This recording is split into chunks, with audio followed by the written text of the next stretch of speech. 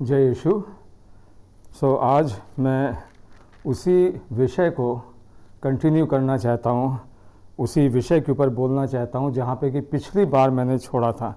आपको याद होगा कि हम लोग ने इफिसियों की पत्री और उसके दूसरे अध्याय के ख़ास तौर से जो पद हमने पढ़े थे वो मैं आपके सामने फिर पढ़ना चाहता हूँ, जो कि 8वां और 9वां पद था। वहाँ पे इस प्रकार लिखा हुआ है कि विश्वास के द्वारा अनुग्रह ही से तुम्हारा उद्धार हुआ है, और ये तुम्हारी ओर से नहीं परंतु परमेश्वर का वरदान है, और न कर्मों के कारण, ऐसा ना हो कि कोई प्राणी परमेश्वर के सामने घमंड करें, क्योंकि हम उसके बनाए हुए हैं और मसीह यीशु में उन भले कामों के लिए सृजे गए हैं जिन्हें परमेश्वर ने हमारे लिए पहले से तैयार किया है। जो थीम, जो मुख्य विषय था पिछली बार, वो हम बात कर रहे थे, वो ये कि उद्धार विश्वास से आरंभ होता है और विश्वास से ही निरंतर चलता है और विश्वास से ही उसका अंत होता है।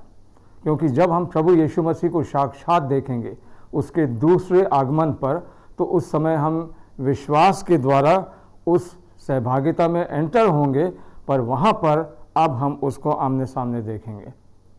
तो यहाँ पे इस समय, क्योंकि हमने प्रभु यीशु मसीह ग्रहण किया है, प्रभु यीशु मसीह ने जब थोमा उनके पास आया, वो जी उठे थे और अपने चेलों के पास गए, तो थोमा ने उनके पंजर में अपना हाथ डाला, ये देखने के लिए कि वास्तव में यही यीशु मसीह है जो जी उठे हैं और या कोई दूसरे हैं।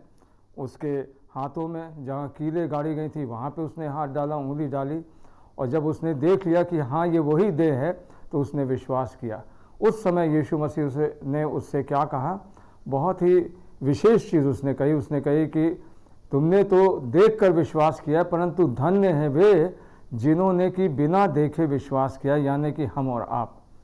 हम उस समय वहाँ कमरे में नहीं थे जबकि यीशु मसीह तीसरे दिन मृतकों में से जी उठे और 40 दिन तक अपने चेलों को और बहुत से लोगों को, हज़ारों लोगों को दिखाई दिए। हम वहाँ पे नहीं थे, परंतु हमने विश्वास के द्वारा अनुग्रह ही से हमारा उद्धार हुआ है। अनुग्रह के मतलब क्या है? कि जो हमें नहीं मिलना चाहिए था वो परमेश्वर ने हमको दिया है।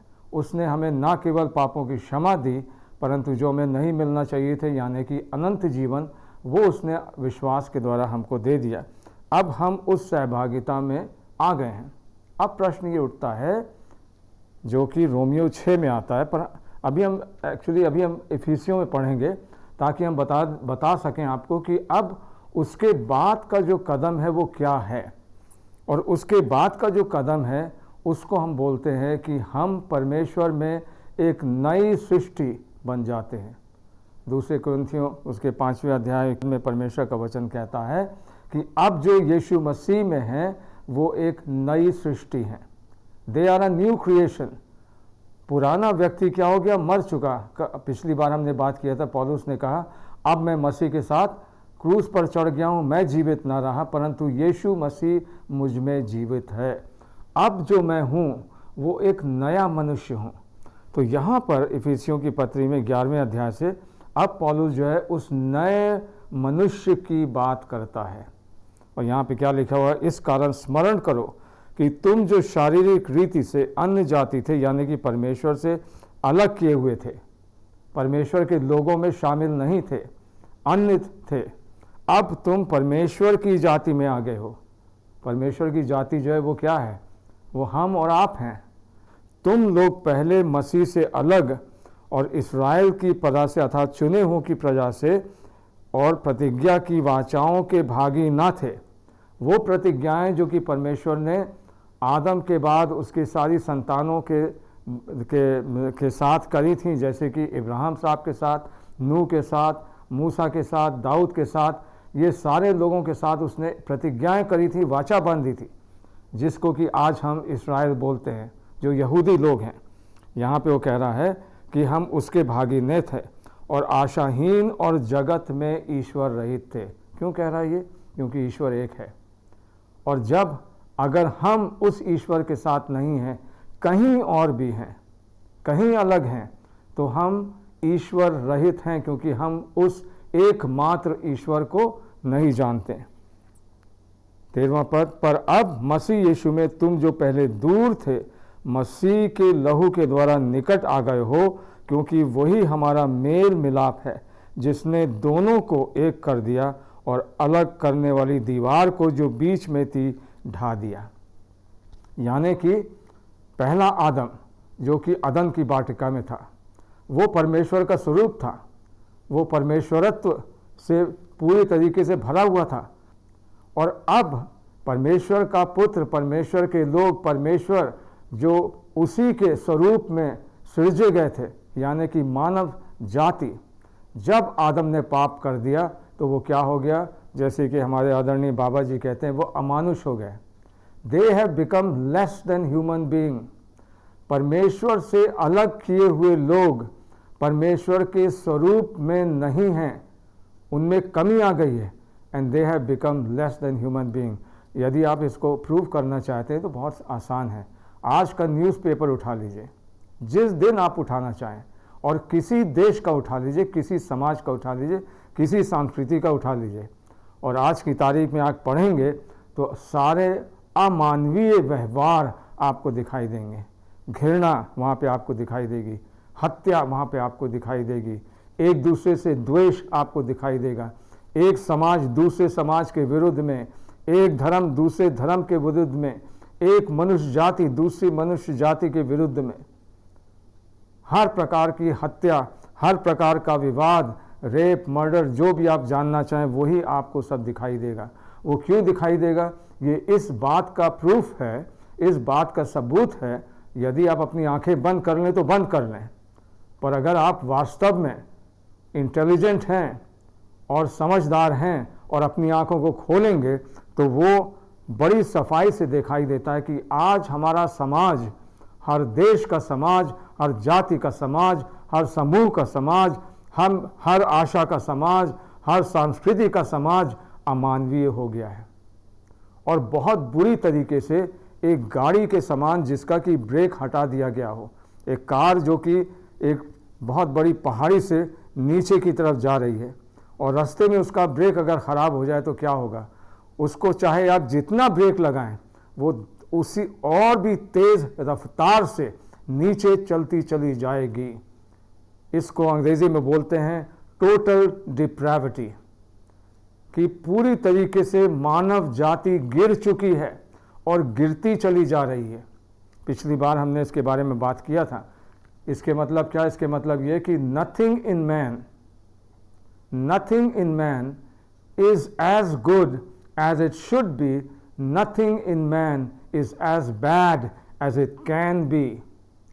मनुष्य में कोई भी भली वस्तु जितना होना चाहिए उतना नहीं है, और मनुष्य में बुराइयों से भी बढ़ती चली जा रही हैं, उन पे कोई रोक नहीं है।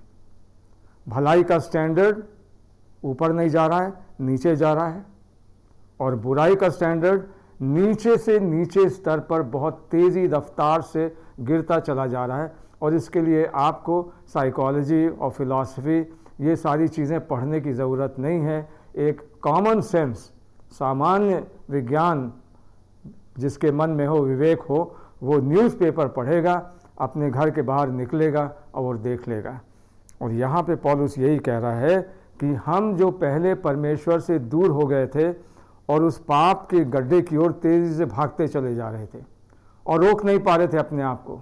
प्रयत्न तो करते थे, बहुत से लोगों ने प्रयत्न किया, बहुत से धार्मिक अगुओं ने प्रयत्न किया, बहुत से साधु संतों ने प्रयत्न किया, बहुत से अच्छे लोगों ने प्रयत्न किया, पर उन सारे प्रयत्नों के बाद आज हमारी दशा उस दशा से, दुर्दशा से जो 20 साल 10 साल पहले थी, कहीं ज़्यादा है।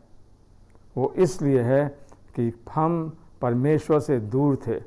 और यहाँ कहता है कि अगर आप 13वां पद में पढ़ेंगे, परंतु अब यीशु मसीह जब आए, उन्होंने क्रूस पर अपनी जान दी। क्रूस पर जान देने के बाद जब उन्होंने अपना रक्त बहाया, वो रक्त उन्होंने हमारे और आपके गुनाहों के बदले, क्योंकि गुनाह की मजदूरी मृत्यु है और जीवन किस चीज़ में पाया जाता है? रक्त में पाया जाता है।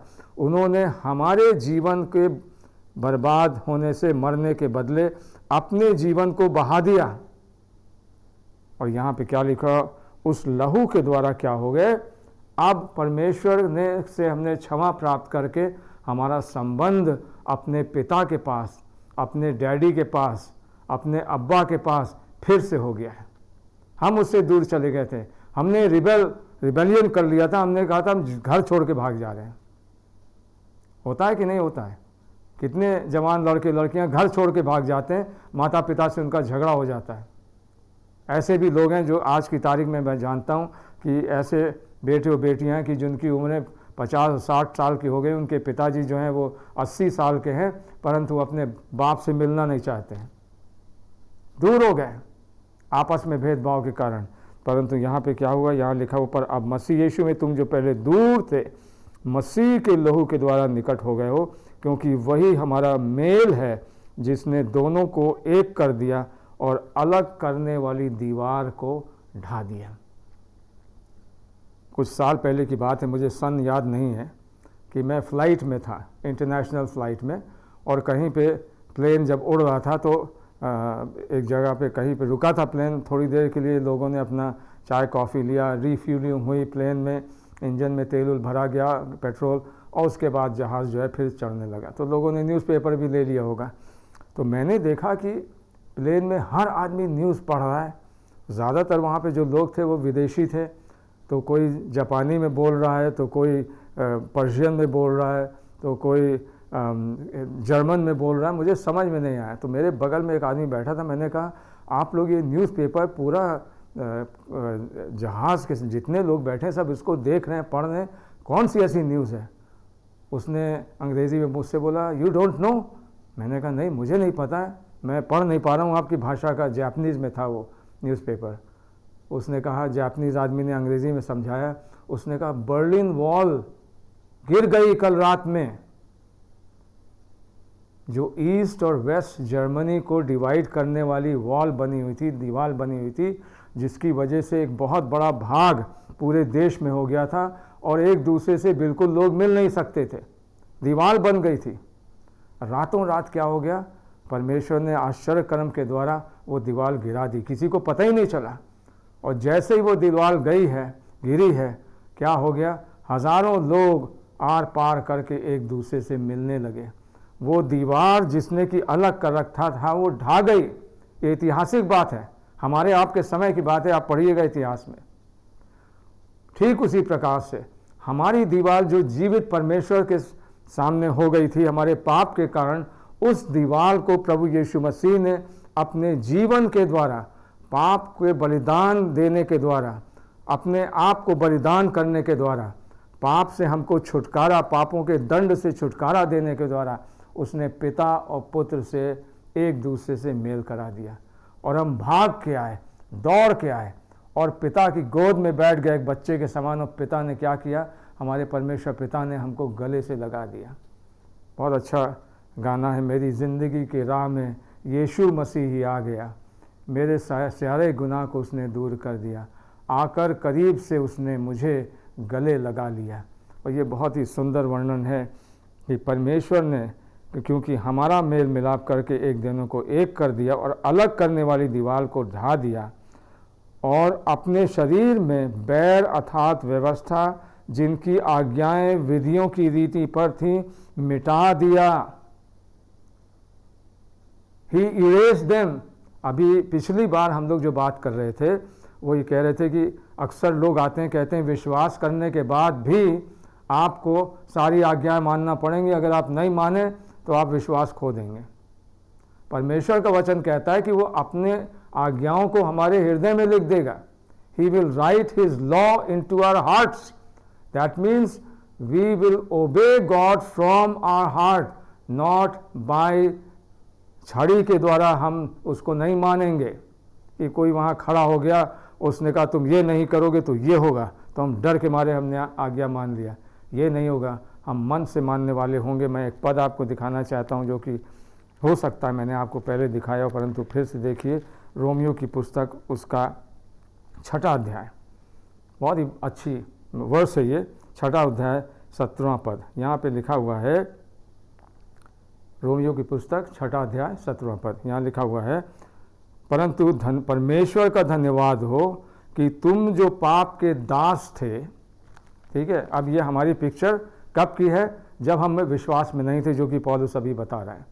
तुम जो पाप के दास थे, परमेश्वर से अलग थे, अब मन से उस उपदेश के मानने वाले हो गए हैं हो। अंग्रेजी में, now from the heart you have become obedient. मन से मानने वाले, मन से आज्ञा, अब आज्ञा नहीं रह गई, अब आज्ञा जो है वो डिलाइट हो गई है, खुशी की बात हो गई है। ये सोंटा लेकर कोई खड़ा नहीं हुआ है वहाँ पर।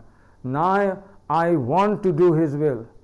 जिस प्रकार से यीशु मसीह का स्वभाव था, यीशु मसीह ने भजन संहिता 40 में ये कहा, I delight to do thy will, मैं तेरी इच्छा करने से प्रसन्न हूँ। अंतर समझ में आ रहा है आपको कि नहीं? पहले जो थी आज्ञाएं, यहाँ पे क्या लिखा हुआ उसने, इफिसियों में मैं आता हूँ, वहाँ पे देखिए क्या लिखा। उसने कहा 15 पद में, और अपने शरीर में बैर को नाश कर दिया। बैर, सोचिए ज़रा सा, ये एनमिटी, किस चीज़ के बैर के बारे में बात कर रहा है? अर्थात वो व्यवस्था, व्यवस्था हमारी बैरी बन गई। क्यों हमारी बैरी बन गई? क्योंकि हम ज़बरदस्ती, हमको पालन करने का उसमें हमें करना पड़ा, और जो नहीं करना चाहते थे क्या हो गए? हम रिबेलियस हो गए, हम आज्ञा ना मानने वाले हो गए। उसने कहा व्यवस्था को जिसकी आज्ञाएं विधियों की रीति पर थीं मिटा डाला। अब जब उसने उसको मिटा डाला, he abolished it, he removed it. Now Yeshu Masih ने क्या किया? व्यवस्था को पूरा किया। उसने पूरा किया, हमारे लिए पूरा किया। तो जब उसने पूरा किया, हमारे लिए पूरा किया, तो जब हम उसमें आ गए तो हमने भी व्यवस्था को पूरा किया। अब आपको समझ में आया कि नहीं? व्यवस्था की सारी आज्ञाओं को उसने पूरा किया 100%। तो जब मैं यीशु मसीह में आया और यीशु मसीह को मैंने ग्रहण किया, तो मेरा जीवन, ये मेरा जीवन है, ये मेरा जीवन यीशु मसीह के जीवन में छिप गया। और जो कुछ भी यीशु मसीह ने किया, सारी व्यवस्था जो उसने पूरी करी, उसका ओढ़ना, उसकी धार्मिकता को मैंने क्या किया? पहन लिया। इसीलिए रोमियो में आप पढ़ेंगे आगे 13वें अध्याय में कि क्या कहता है परमेश्वर का वचन, कि उसकी धार्मिकता को पहन लो। सो अब मैंने जब उसकी धार्मिकता को पहन लिया, तो जब परमेश्वर मुझको देखता है तो मेरा जीवन क्या है? छिपा हुआ है। ये मेरा काला जीवन जो है, ये यीशु मसीह के लहू में छिप गया। और परमेश्वर देखता है तो मुझे यीशु मसीह की धार्मिकता में देखता है, जिसने कि पूरी व्यवस्था का पालन किया। That's why I get free of cost eternal life in Jesus Christ our lord. ये समझना बहुत ज़रूरी है। इसीलिए वो कहता है कि उसने उन विधियों को जो रीति पर थी मिटा डाला, कि दोनों से अपने में, इस वर्ड्स को जरा ध्यान दीजिएगा, दोनों में, वो दोनों कौन है? परमेश्वर पिता और हम जो उसके पुत्र और पुत्रियां हैं, दोनों से, फिर क्या कहता है? अपने में। जब हम यीशु मसीह में आए, अपने में वो क्या करता है? एक नया मनुष्य उत्पन्न कर दे। ठीक है, मेल उत्पन्न करके मेल करा दे। उसने क्या? दोनों में क्या किया? उसने हमको नया मनुष्य बनाया। जब हम नए बेशे बेशियाँ हो गए, मैं भी एक बार घर से भाग गया था, दुख की बात है, पर मैं भाग गया।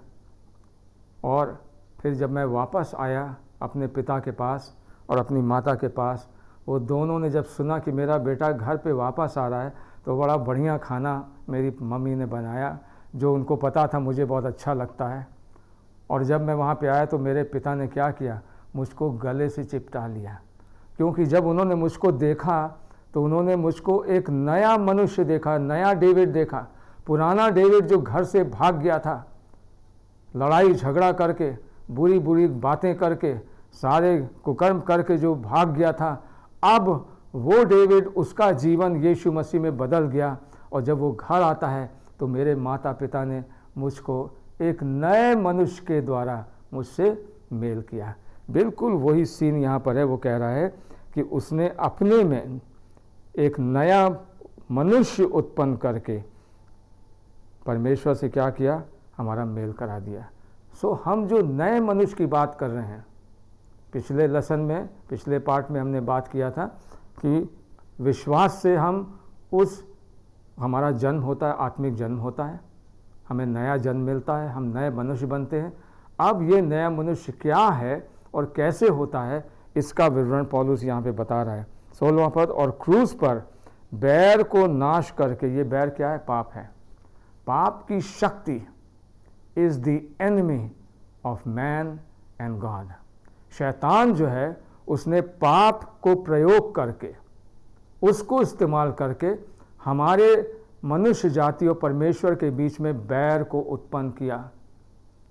जब आदम और हवा ने पाप किया, उस पाप ने क्या किया, पिता में और उनके पुत्र पुत्रियों अर्थात आदम और हवा में क्या कर दिया, बैर को उत्पन्न कर दिया। पहली चीज़ तो वो अमानव बन गए, अमानवीय व्यवहार हो गया। They became less than man, जो वास्तविक मनुष्य था उससे कम हो गए और अमानव हो गए।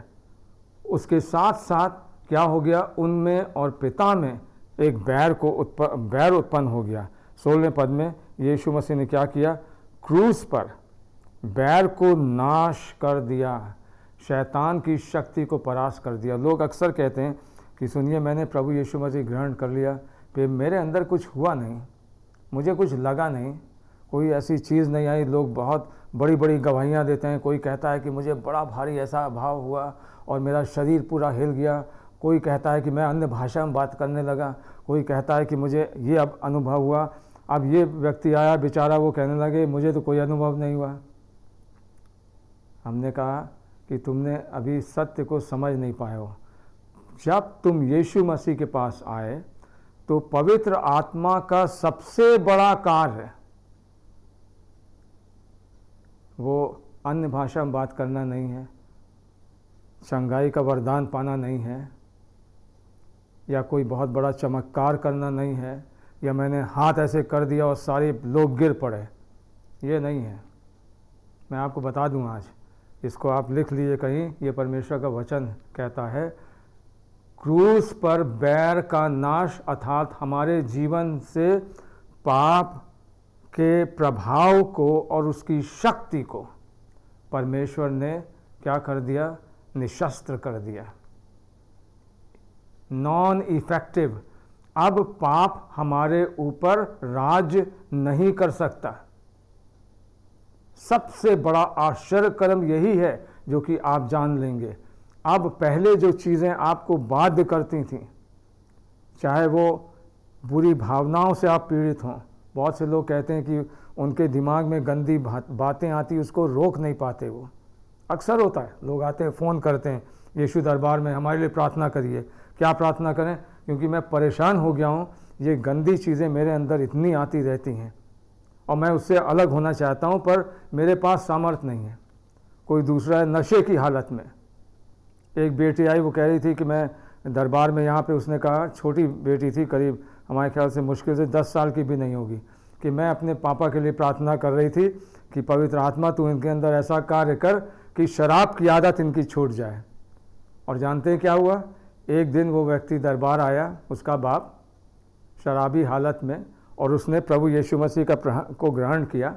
और उस दिन जब बाबा जी प्रार्थना कर रहे थे तो उसने नशे की हालत में अपना हाथ भी उठा दिया होगा और यहाँ से गया। उसके बाद से उसने शराब कभी नहीं पी, क्योंकि उसने उस दिन यीशु मसीह ग्रहण कर लिया। क्या हुआ? शराब की शक्ति के ऊपर उसने विजय प्राप्त करी और कुछ नहीं बदला। हमारा रंग नहीं बदलता है, रूप नहीं बदलता है, हम काले और गोरे और बढ़िया और बुरे कुछ नहीं होते, जैसे हैं वैसे ही रहते हैं, बल्कि और बूढ़े होते चले जा रहे हैं। मैं तो कुछ नहीं देख रहा हूँ, मैं तो आईने की तरफ जाके देखता भी नहीं हूँ, क्योंकि मुझे पता है कि रोज़ मेरी उम्र कम हो रही होगी तो शरीर में कुछ ना कुछ बदलाव तो आ ही रहा होगा। पुराने ज़माने में उसके आईने के सामने खड़े होकर बाल बनाना, ये सब खत्म हो गया। परंतु एक चीज़ नई हुई। वो नई क्या चीज़ हुई? अब मेरे अंदर पाप को परास्त करने की सामर्थ्य है। और यहाँ पर जब यीशु मसीह कह रहे हैं, 16वें पद को आप पढ़िए, और क्रूस पर बैर को नाश करके he destroyed the power of sin. New man की हम बात कर रहे हैं। हमने आपसे बोला था ना कि पिछली बार हम नए मनुष्य की बात करेंगे। जब आप प्रभु यीशु मसीह के पास आते हैं, इसमें आप धोखा ना खाएं। जब आप प्रभु यीशु मसीह के पास, केवल एक बार आपको बोलना पड़ेगा। परमेश्वर का वचन कहता है, यदि तू यीशु को मसीह जानकर मुंह से अंगीकार करे, मुंह से बोले, मुंह से मान ले, अपने हृदय की बात को ज़बान पर ले आ और कहा, हे यीशु मसीह, मैं तेरे ऊपर विश्वास करता हूँ।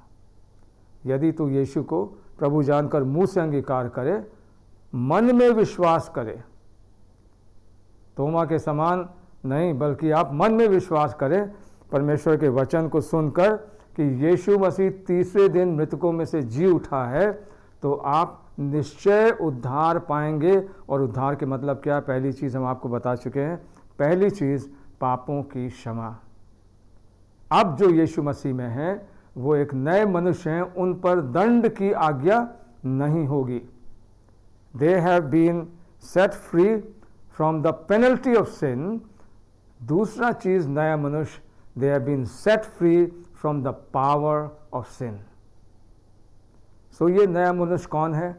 जिसने कि पाप की शक्ति के ऊपर विजय प्राप्त किया है। इसके मतलब क्या है कि हम और आप अब कभी नहीं कह सकते, अरे मुझसे पाप ने करा दिया, मुझसे ये हो गया। अगर आपने सचमुच में यीशु मसीह ग्रहण किया है, if you have really received the lord Jesus Christ and committed your life to him, sin will not have dominion over you. तुम पर पाप की प्रभुता नहीं होगी।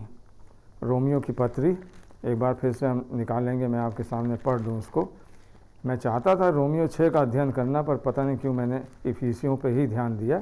अगली बार उसका अध्ययन करेंगे। पर रोमियो 6 में यदि आप जाएंगे तो यहाँ पे लिखा हुआ 14वें पद में, तब तुम पर पाप की प्रभुता ना होगी, क्योंकि तुम व्यवस्था के अधीन नहीं परंतु अनुग्रह के अधीन हो। जितना ज़्यादा आप अनुग्रह के अधीन होंगे, उतना ही ज़्यादा परमेश्वर की व्यवस्था आपके जीवन से पूरी होगी। आपको कोशिश करने की ज़रूरत नहीं है। अंतर समझिए, जो व्यक्ति जब तक वो प्रभु यीशु मसीह के पास नहीं आया था तो उसको ये सामर्थ्य नहीं मिली थी, वो कोशिश कर रहा था। वो इच्छा तो थी पर बन नहीं पड़ता है। रोमियो के 7वें अध्याय में पौलुस कहता है, इच्छा तो थी पर हमसे बन नहीं पड़ रहा था। कोशिश तो हम करते थे पर हो नहीं पाता था। परंतु जब आप प्रभु यीशु मसीह के आप पास आ गए तो कोशिश समाप्त हो गई। It has become a second nature to you. अब ये आपका दूसरा ऑटोमेटिक स्वभाव हो जाएगा। झूठ बोलने वाला क्या करेगा? झूठ बोलना छोड़ेगा। आज की बात है कि एक हमारे भाई आज आए, हम लोग उनके लिए काफ़ी दिनों से प्रार्थना कर रहे थे। हम लोग बहुत दिन से प्रार्थना कर रहे थे। उनके जीवन में कुछ ऐसी चीज़ घटना हुई थी जो ठीक नहीं थी, और हम लोग यही कह रहे थे कि परमेश्वर उनसे बातचीत करे, वो पश्चाताप करें। आज हम लोग बैठे हुए थे, फ़ोन कॉल आया कि वो भाई आ रहे हैं। बाबा जी ने कहा ठीक है, उनको आने दीजिए। जैसे ही वो आए हैं, वो दौड़ते हुए गए और जाके घुटनों के बल बैठ के मेरा हाथ भी पकड़ा, और पश्चाताप के आंसू उनकी आंखों से निकलने लगे। इसको क्या बोलते हैं? इसको बोलते हैं conviction of the Holi spirit. उससे क्या साबित होता है कि वो व्यक्ति प्रभु को जानता है, वो व्यक्ति परमेश्वर के पवित्र आत्मा को पाया हुआ है, वो व्यक्ति एक नया मनुष्य है। क्योंकि नया मनुष्य पाप जब भी करेगा वो पश्चाताप तुरंत करेगा। पाप में बना नहीं रहेगा, उसी में खेलता कूदता नहीं रहेगा, वो पश्चाताप करेगा। क्योंकि पाप अब उसके ऊपर प्रभुता नहीं कर सकता है। अक्सर क्या होगा कि आप गिर पड़े किसी चीज़ में, गलती हो गई, ये कहने की ज़रूरत नहीं, अरे मैं तो मनुष्य था, मुझसे पाप हो गया। नहीं नहीं नहीं नहीं। बहुत दिन की बात है कि मैंने सुना हमारे एक धर्म गुरु थे भाई पीसी वर्गीस, एक दिन आए, वो कहने लगे कि यहाँ पे सामने वाली रोड में आपने देखा, आज रात में जब मैं आ रहा था स्कूटर से देखा बुढ़ा आदमी वहाँ पे हॉस्टल के सामने जहाँ लड़के रहते हैं जो आप लोग की मीटिंग में आते हैं बाइबल स्टडी के लिए, उसी हॉस्टल के सामने एक पेड़ है, वहाँ पे अंधेरे में वो बुढ़ा आदमी बैठा हुआ था, काला कपड़ा ओढ़े हुए, मुंह भी नहीं दिखाई दे रहा था और रो रहा था। तो मैं रुक गया, मैंने सोचा ये पता नहीं कौन है, रात का मामला, मैं इसकी मदद करूँगा। तो मैं गया उसके पास, मैंने कहा बताओ मैं क्या मदद कर सकता हूँ, तुम्हें क्या चाहिए? उसने कहा नहीं आप मदद नहीं कर सकते हैं। कौन हो तुम? उसने कहा मैं शैतान हूँ। यहाँ क्या कर रहे हो, क्यों रो रहे हो?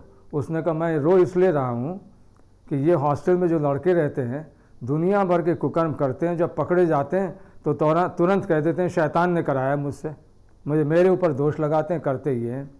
तो मुझको बड़ी ज़ोर की हंसी आई, मैं समझ गया कि ये एक कहानी बता रहे हैं, एक दृष्टांत बता रहे हैं। हम ये नहीं कर सकते कि हम कुछ करें और फिर दोष दूसरे पे लगाएं।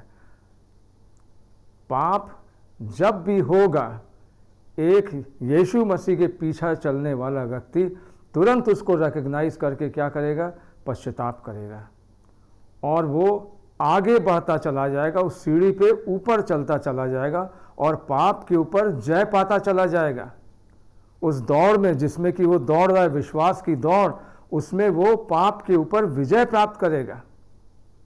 और यहाँ पे पौलुस यही कह रहे हैं, अगर आप देखें फिर से, वो क्या कहता है 16वें पद में, और क्रूस पर बैर को नाश करके दोनों को एक देह बनाकर परमेश्वर से मिलाए, और उसने आकर तुम्हें जो दूर थे और उन्हें जो निकट थे दोनों को मेल मिलाप का सुसमाचार सुनाया, क्योंकि उसी के द्वारा हम दोनों की एक आत्मा में पिता के पास पहुंच होती है।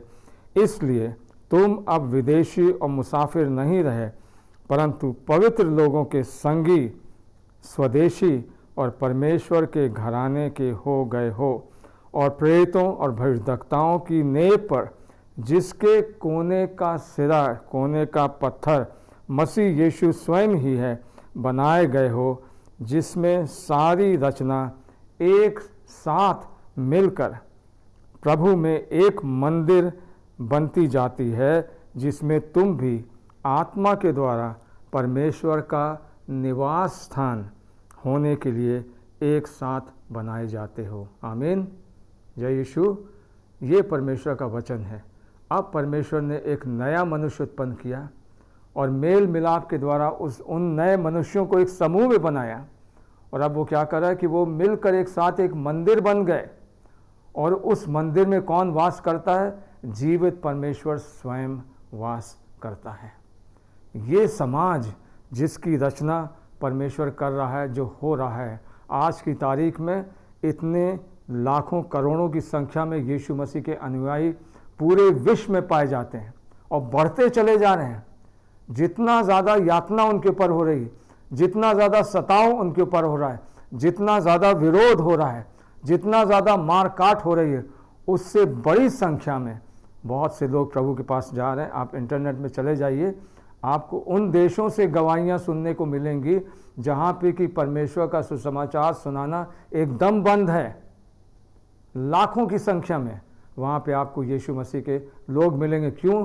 क्योंकि ये समाज बढ़ता चला जाएगा अपने आने वाले राजा की तैयारी में, क्योंकि यीशु मसीह स्वयं शीघ्र आने वाले हैं और आप अपनी आँख से यीशु मसीह को देखेंगे और एक बड़ी तुरही की आवाज़ सुनेंगे, और दुनिया के सारे लोग उस समय छाती पीटेंगे और जान लेंगे कि जीवित परमेश्वर प्रभु यीशु मसीह अब हमारे बीच में स्वयं उपस्थित होंगे, और उस नए समाज के हम और आप भाग होंगे।